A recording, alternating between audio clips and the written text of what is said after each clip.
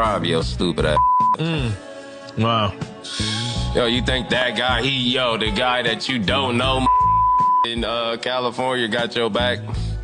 The guy that got beef with other hoods and all this, you checking into that dude? The checking in part, is they seem to get hung up on that word checking in. Yeah. So if we could diversify that word and bring it up to a 2021 thing. Right. What's the word, OG? What's the word? Maybe we may want to tell them they need to get connected. Yeah. You know what I mean? Yeah. Maybe that's the proper word, connected, properly connected. It's a fictitious name. They're not a mob. Mob ties is like the white boy from Malibu Most Wanted. Jay Prince Jr. and his son, they like the Malibu from Most Wanted. They're not no real gangsters. So there's been so much buzz lately about the whole checking in drama and extortion in hip hop, especially with the rumors swirling around Drake and his longtime Houston protector / alleged extortion kingpin, Jay Prince. And word on the street is that Jay Prince might have abandoned Drake. So get this, Drake apparently tried to ban all rap artists linked to Kendrick Lamar from performing in Houston, thinking his daddy, Jay Prince, would have his back. But then Schoolboy Q stepped in, making it crystal clear that he's not scared of Drake's so-called mob ties. And earlier this month, he performed in Houston in front of a huge crowd. But Schoolboy didn't stop there. He also called the whole checking in thing goofy and downright embarrassing, especially for someone as seasoned as Jay Prince, who's still playing these childish street games and trying to extort his own people. So what's really going on with Jay Prince and this extortion saga? Who's he tried to shake down, and has it led to any tragic outcomes for rappers who stood up to him? Let's break it down. Why do you want to go over there? Right. For what? Don't call me. Right. Oh, it's be having a nerve to call me sometime. Like,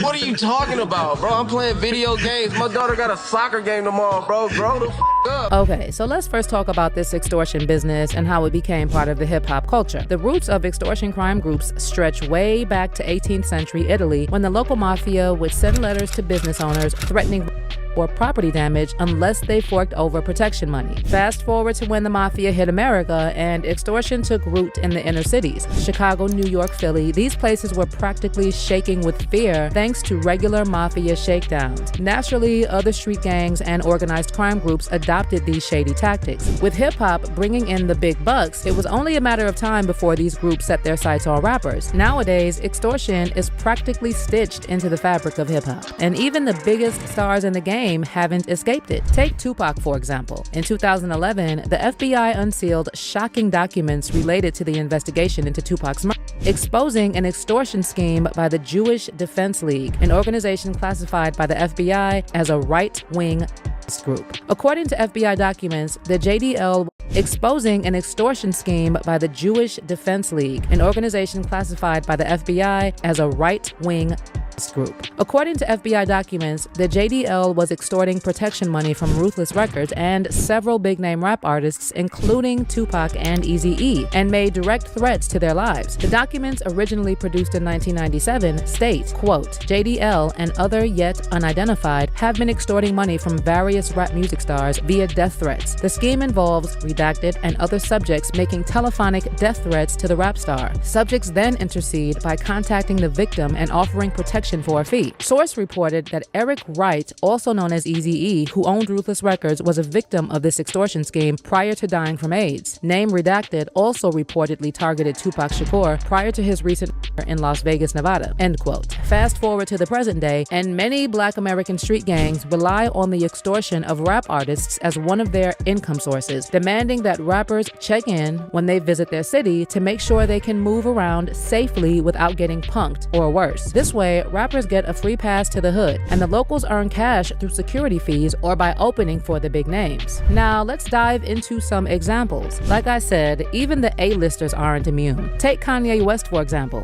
During a trip to Philadelphia, he found himself in hot water and had to call in Beanie Siegel, the Broad Street for backup. Poor Kanye was just sitting at a diner table with friends when some sketchy dudes pulled up chairs to his table, not even eating, just waiting. Kanye had to hide his jewelry and keep a low profile, but luckily, Beanie swooped in and saved the day.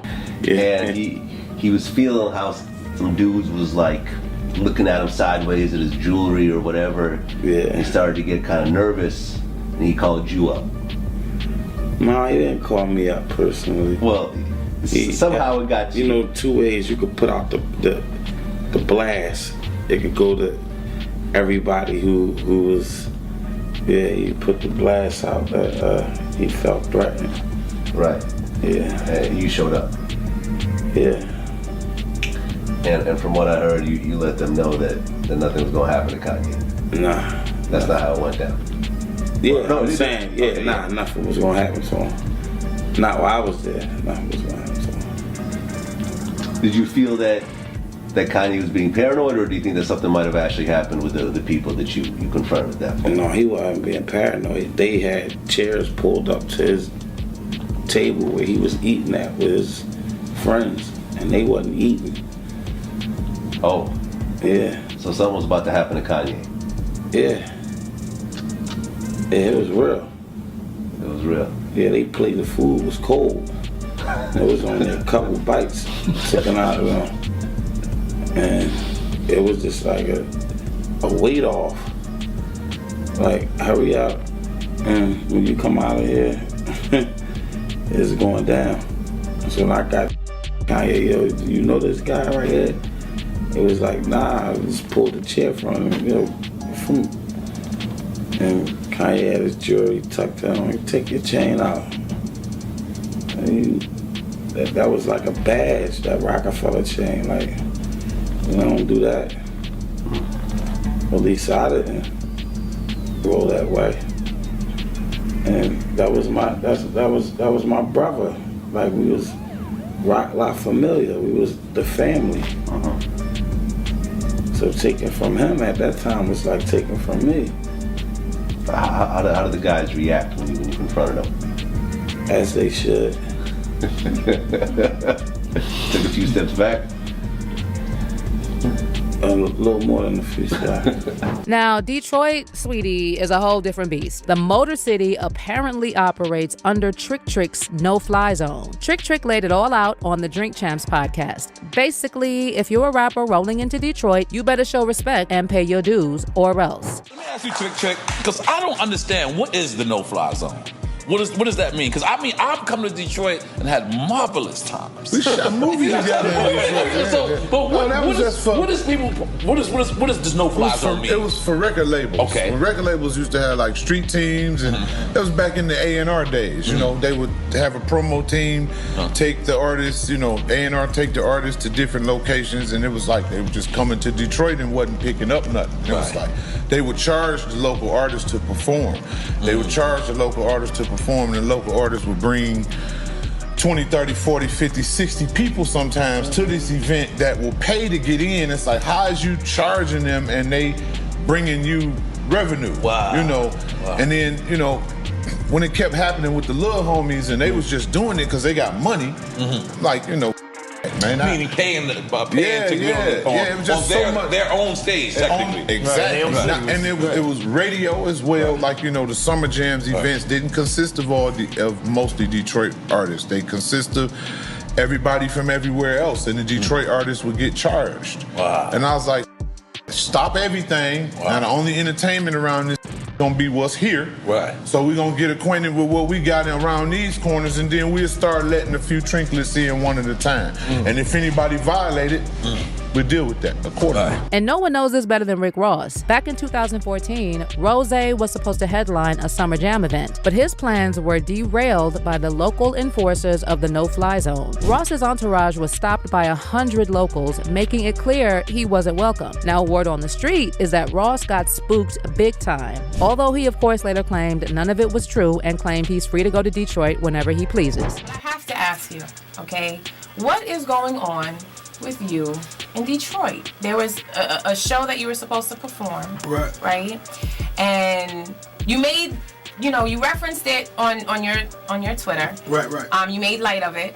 But now it's like the headlines are crazy. The blogs are like, Rick Ross is fearful of his life. He can't come to Detroit anymore. Right. So no fly zone. What's happening? What's going on with that? Somebody is misleading our like, yo, we went out to Detroit, you know, we had a gig to go to, you know, so the team head over, to the gig. And, I got my team, so my team is always in front of me, just to make it clear. I never even made it to the venue. Okay. I never made it to the venue. Me and whoever this gentleman is, we never crossed paths. He never spoke with Rose. And I expect him to clarify that. I expect him, to tell y'all, we never talked to Rose, we never spoke to M&G. But anyway, the caravan on the way to the venue, and, they get there and someone has locked the gates to the venue. Padlocked or however they did it, the gate was locked. It was gentlemen supposed to be here. This I didn't see myself. Okay. It was supposed to be gentlemen here who were talking with the police, and it was very peaceful. For my team that made it, there before you. Right. They didn't even know it was a problem, and so, that's the promoter's job, you know what I mean? So to guarantee that it's right, a safe situation. Right, so, the promoter himself say, let's get it fixed. We say, let's go to the casino. Shout out to Greektown Casino. So we went back to the casino, and that's where we chilled, and that's when I got the story that was supposed to be a mob gang, and that's totally false. Mm-hmm. And I let that breathe for a whole day, just expecting somebody to step up and say that's not true. No one spoke to MMG, no one. So what happens now? Like, do you go back to Detroit? I mean, for me personally, because your fans are out there, they want to see you. I mean, for me personally, of course it ain't personal because I was paid and I was paid well. You under dig? And I just feel bad for those kids that stood out there 6 hours, right, that wanted to see Ricky Rose and couldn't see the boss because someone padlocked the gate. So for whatever reason they did this, I don't understand it, because if it's somebody that's supposed to be from the jungle, in the jungle you don't lock the lions out. There is electromagnetic energy in that pyramid between 200 and 600 meter wavelengths. In Atlantean times, we knew that everything was mined. Giants have been found in the Midwest. The father was not Homo sapien. They traveled and circumnavigated the entire planet. They may have even been interplanetary. Ishi-no-Hoden. It's referred to as a floating ship. Is this proof of an advanced ancient civilization on a global scale? They have exactly the same point of origin, and they're attributed to the same people. It's the gods' technology, and so that's why we can't do it again. We've got to incorporate those discoveries into the pre-existing scientific story because the evidence no longer supports the story of the past.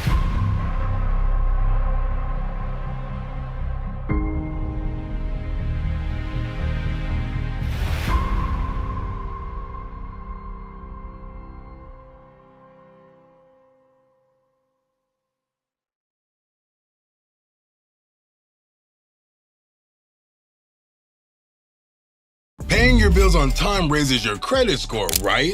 Wrong. In fact, this is one of the 3 major credit score lies you're being told by the big credit companies. Fall for any of these 3, and it doesn't matter what you do. Getting to 720 and above will be a long, hard struggle if you ever get there at all. In fact, if you're one of the 153 million Americans with a credit score below 720, it's probably because you're unwillingly falling for one or more of these 3 deadly lies that the big credit companies want you to believe. Not only are these lies flat out wrong, and not only do they make it nearly impossible to get a great credit score, but in many cases, fail for them and they'll send your score spiraling in the wrong direction. Which is why right now, I'm going to expose 3 dangerous lies, tell you exactly what to do instead, and finally show you the proven, little known, and 100% legal trick that can raise your scores practically on command. And it's so easy and convenient, you can start using it as soon as today from the comfort of your own home to boost your credit scores in as little as 5 minutes. It doesn't even matter if your score is stuck in the 500s or below right now. This trick takes advantage of a little-known loophole written directly into the consumer credit law, so it's legally guaranteed to work for you. Believe me when I say, implement this 5-minute trick and you'll find yourself soaring right through this secret loophole in the credit system, where you can watch in amazement as your scores go to the moon in as little as days. So please, stop whatever you're doing and go watch the special video I put together for you at the Watch Now button you see on your screen right now. Listen, by now, you've already seen all the different scandals in the banking and credit industry on the news. It's clear that this twisted system takes advantage of good people. This is what inspired us to fight back. Since then,